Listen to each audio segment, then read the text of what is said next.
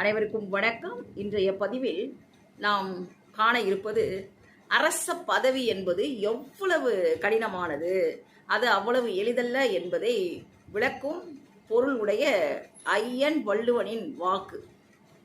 அதை பார்க்கலாம். நெருப்பு ஆற்றின் மேல் மயிர்பாலம் கட்டி அதன் மேல் நடப்பது போல என்று அவர் பொருள் சொல்கிறார். அதாவது ஒரு நெருப்பு ஆற்றின் மேலே மயிர்பாலம் கட்டி அது மேலே நடக்க முடியுமா? நெருப்புனாவே மயிரோட அது பொசுங்கிடும். அதை போல கடினமானதான் அந்த அரச பதவி. அந்த காலத்தில் அது அரச பதவி. இன்று முதலமைச்சர், பிரதமர், இன்னும் அவர்களுடைய மேலான பதவிகளை குறிப்பது ஆகும். ஆனால் இப்போதைய காலத்தில் முட்டு சந்தில் உட்காந்து அந்த 3 சீட்டு ஆடுறவன் வந்துடுறான். கோணிப்பையில் ஜம்பிங் ஸ்டார் அவன் வந்துடுறான். அப்புறம் லெமன் வித் ஸ்பூனு அவன் ஒரு ஸ்டாரு. அப்புறம் வாட்டர் மெலன் அவன் ஒரு ஸ்டாரு. அப்புறம் லெமனு அவன் ஒரு ஸ்டார். அப்புறம் டொமேட்டோ அவன் ஒரு ஸ்டார். இந்த மாதிரி ஸ்டார்களாக ஆசைப்படக்கூடிய பதவியாக இது மாறிவிட்டது.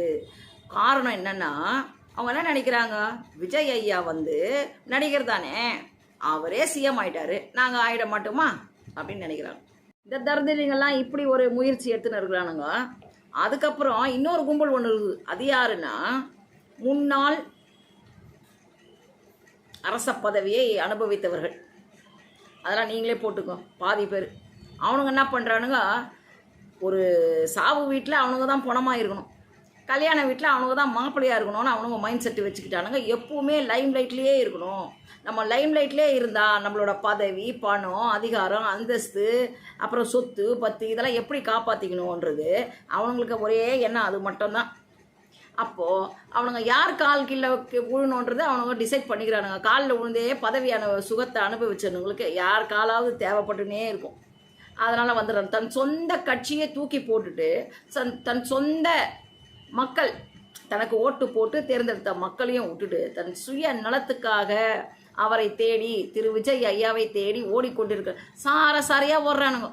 அப்படியே கட்சியை கவுத்துட்டு ஓடி நேர்கிறானுங்க. இதுக்கு ஒரு எண்டு கடை இல்லை. படிக்காதவன் படத்தில் விவேக் ஐயா ஒரு டுபாக்கூர் டான். அதாவது அவர் காதலர்கள்லாம் சேர்த்து வச்சு அதன் மூலியமாக சொற்ப பணத்தில் தன் வயிற்ற கழுவிக்கின்னு ஒரு 2 அல்லக்கைங்க வேற கூட வச்சுன்னு இருப்பார். அவர்கிட்ட தனுஷ் ஐயா தன் காதலிக்கு தன்னோட சேர்த்து வைக்கணும்னு ஒரு உதவி கேட்கறதுக்கு வரார். அப்போ இவர் என்ன பண்ணுறாரு, ஆந்திராவுக்கு போகிறார். அந்த காதலியோட தகப்பை மிகப்பெரிய ஒரிஜினல் டான் அவர்கிட்ட போய் அவர் சமாச்சாரம் ரெட்டிகாரு அவர்கிட்ட போயிட்டு நிற்கும் பொழுது முதல் பார்வையிலேயே அந்த ரெட்டிகாரு எல்லா அல்லக்கையங்களையும் வெளியே அனுப்பிச்சிடுவார். எல்லாம் போங்கடா அப்படின்னு சொல்லிட்டு, வாங்க நீ தமிழ்நாட்டில் டானா என் காலை பிடி அப்படின்னு சொல்லுவார். ஐயா, நான் தமிழ்நாட்டில் 2 புல்லட்லேயே நான் நின்றுன்னு வந்தவன் ஐயா, உங்கள் காலை அமுக்கிறத வெளியே எங்கேயும் தெரியப்படுத்தாதீங்க ஐயான்னு சொல்லிட்டு அந்த அசால்ட் ஆறுமுகம் விவேக் ஐயா இருக்கிறாரே, அவர் ரெட்டிகாரு காலை அமுக்குவார். அது எதுக்கு சொல்கிறேன்னா, நம்ம விஜய் ஐயா வர்றவன் நம்மக்கிட்ட எதுக்கு வர்றான், ஏன் வரான், எந்த பதவி கேட்டு வரான், துணை முதல்வரா, மந்திரியா, இல்லை எம்எல்ஏவான்னு அவர் தெரிஞ்சுக்கணும். எவனை எங்கே வைக்கணும், எவன் வாழை எப்படி ஒட்ட நறுக்கணும்னு அவர் தெரிஞ்சு வச்சுக்கணும். அவருக்கு எல்லாமே தெரியும். அவருக்கு தெரியாதுன்னா இருக்குது. இதை நான் எல்லாருக்கும் சொல்லலை. விஜய் ஐயா மேலே உண்மையான விசுவாசம், பாசம், பற்று இருக்கிற மக்களும் கோடி பேர் இருக்காங்க. இவனுங்க யார் தோல் மேலனா ஏறி உட்காந்துக்கின்னு நம்ம எப்படியாவது தப்பிச்சிக்கணும்னு நினைக்கிறவனுங்க தான் இவனுங்க.